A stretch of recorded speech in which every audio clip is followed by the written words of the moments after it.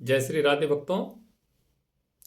पिछली वीडियो में हमने आपको बताया था कि नारद जी किस तरह से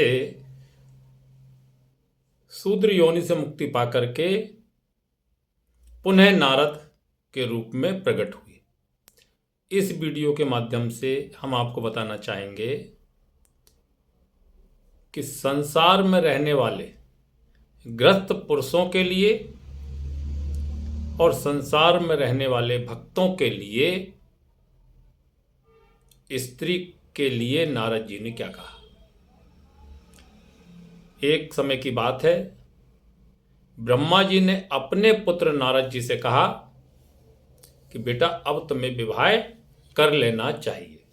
और इस तरह नारद जी को ब्रह्मा जी ने विवाह करने के लिए प्रेरित किया। अब नारद जी तो पिछले 3 जन्मों की कथा उन्हें अपने खुद की याद थी कि वो किस तरह गंधर्वराज थे, फिर किस तरह अपहरण हुए, किस तरह उनका शरीर छूटा, किस तरह वो शूद्र योनि में आ गए। सारी बातें उन्हें याद थी। तब उन्होंने पिताजी से निवेदन किया है, हे तात, आप मुझे क्षमा कीजिए, मैं विवाह करने में असमर्थ हूं। नारद जी की बात से ब्रह्मा जी कहीं सहमत नहीं हुए और उन्होंने पुनः याचना की। बेटा जब बात ना माने तो पिता को भी याचना करनी पड़ती है। ब्रह्मवैवर्त पुराण में यह बात आई है। नारद जी प्राण बल्लभ हैं, ब्रह्मा जी के कंठ से पैदा हुए हैं, कंठ से प्रकट हुए हैं। ब्रह्मा जी ने नारद जी को बहुत समझाया कि बेटा विवाह कर लो और सृष्टि की रचना करो। तब नारद जी कहते हैं कि हे तात, पिता वही है, वही गुरु है, वही बंधु है और वही पुत्र और वही मेरा ईश्वर है जो भगवान श्री कृष्ण के चरणों की मुझे भक्ति दे। भगवान श्री कृष्ण के चरणों में सुदृढ़ भक्ति प्रदान जो करे वही सब कुछ है। फिर आप मुझे इस कुमार्ग पर क्यों भेजना चाहते हैं? मैं भगवान श्री कृष्ण की भक्ति के अतिरिक्त आपसे और कुछ भी नहीं चाहता हूं। आप कृपया करके मुझे भगवान श्री कृष्ण के चरणों की भक्ति प्रदान कीजिए। ब्रह्मा जी ने नारद जी की बात ध्यान से सुनी, फिर आग्रह किया, नहीं बेटा शादी तो करनी पड़ेगी। नारद जी ने इस समय यहां पर 3 प्रकार की स्त्रियां बताई है कि हे पिताजी, संसार में 3 प्रकार की स्त्रियां पाई जाती है। पहली होती है साध्वी, दूसरी होती है भोग्या और तीसरी होती है उल्टा। और ये सब की सब तीनों प्रकार की स्त्रियां स्वार्थ में परायण होती है, स्वार्थ परायण होती है। नारद जी कहते हैं ब्रह्मा जी से, पिताजी जो साध्वी स्त्री होती है वह इस लोक और परलोक में भय के कारण अपने पति की सेवा करती है। इस लोक में उसे यश मिले इस लोभ से पति की सेवा करती है, परलोक ना बिगड़े इसलिए पति की सेवा करती है। जो भोग्या स्त्री होती है वह बहुत अभिलाषणी होती है, उसके मन में बहुत अभिलाषा होती है।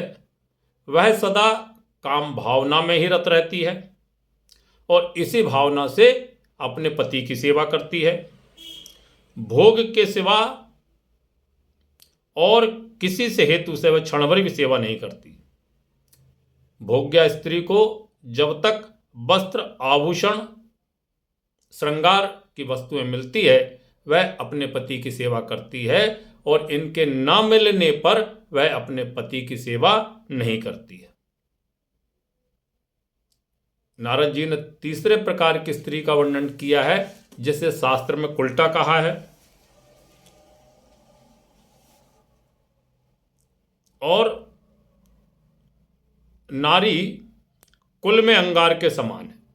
कौन सी नारी? उल्टा नारी। नारद जी कहते हैं कि जो कुलटा नारी है कुल में अंगार के समान है, वह कुल का नाश करने वाली होती है। उल्टा स्त्री कपट से ही स्वामी की सेवा करती है, मन में कपट भाव उसके होता है, रखती है और वह पति की सेवा करती है, उसमें किसी प्रकार की भक्ति नहीं होती, वह भक्ति से कभी भी अपने पति की सेवा नहीं करती है। वे अपने स्वार्थ की सिद्धि के लिए सुधा के समान मधुर वचन बोलती हैं, क्रोध आने पर उनके मुख से विष के समान दूसरे वचन निकलते रहते हैं। यदि उनकी बात पर विश्वास किया जाए तो सर्वनाश हो जाता है। उनके अभिप्राय को समझना बहुत कठिन है, केवल उनका कर्म छिपा रहता है। और पिताजी आप सब कुछ जानते हैं, फिर भी मुझे शादी के लिए, विवाह के लिए क्यों प्रेरित कर रहे हैं? भक्तों, यहाँ पर हम आपको एक बात बताना चाहेंगे कि 3 प्रकार की जो स्त्रियों की व्याख्या नारद जी ने की है और उनमें जो दोष दिखाए हैं वह केवल साधकों के लिए यह बात उन्होंने कही है कि साधकों को किसी भी प्रकार, कभी भी किसी भी प्रकार की स्त्री से अथवा विवाह के बंधन में नहीं बंधना चाहिए।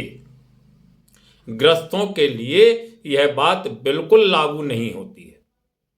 जो व्यक्ति गृहस्थ है, गृहस्थी को चलाना है, गृहस्थ आश्रम को बढ़ाना है, और सभी आश्रमों में गृहस्थ आश्रम सबसे बड़ा होता है। गृहस्थ आश्रम से ही बाकी के तीनों आश्रम चलते हैं। ब्रह्मचर्य आश्रम भी उसी से चलता है, वानप्रस्थ आश्रम भी गृहस्थ आश्रम से चलता है, और संन्यास आश्रम भी गृहस्थ आश्रम से ही चलता है।